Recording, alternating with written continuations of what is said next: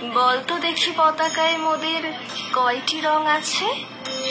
শিক্ষক এসে সুশীলন হেসে দ্বিতীয় শ্রেণীর কাছে একসাথে মিলে সব ছেলে বলে চিৎকার করে জোরে, 3টি বর্ণ রয়েছে রাঙানো জাতীয় পতাকা জুড়ে।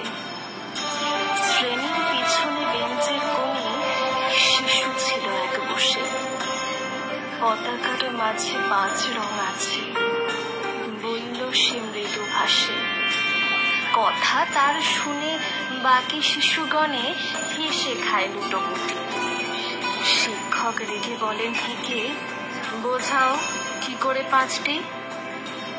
মাথা নিচু করে ভয়ার্ত স্বরে সরল শিশুটি বলে, উপরে গেরুয়া মাঝখানে সাদা, সবুজ আছে তার তলে, আর আছে আঁকা গোলাকার চাকা, নীল রং আছে এতে। শিক্ষক বলে, এটিকে ধরলে তবুও হচ্ছে 4টে। অবোধ শিশুটি বলল তখন, রং আছে আর এক।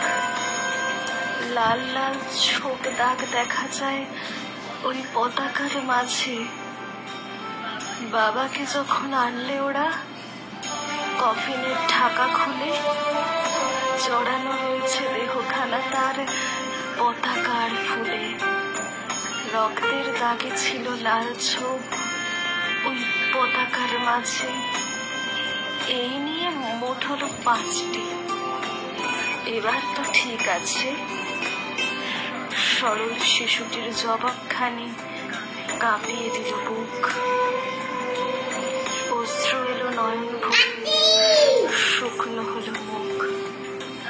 আজও যারা দেশের জন্য করেছে বলিদান, স্বাধীনতার শহীদ সম তাদের অমর প্রাণ।